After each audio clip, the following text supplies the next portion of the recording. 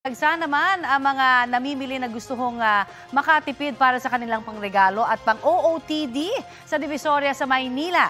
Karamihan po sa kanila bumibili ng pang-exchange gift na pasok sa kanilang budget na 150 pesos. May mabibili na rito na 100 pesos na terno at damit pambata. Ganito rin po ang presyo ng mga duster na iba't ibang disenyo pa may t-shirt din na nagkakahalaga ng 120 ang kada isa.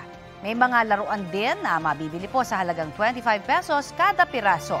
Mabenta rin ang mga bag na pambata na 200 pesos.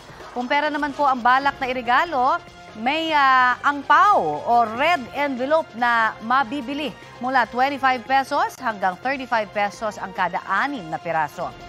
Ang angpao pa rin po para sa 20 pesos na barya na 35 pesos kada 28 piraso.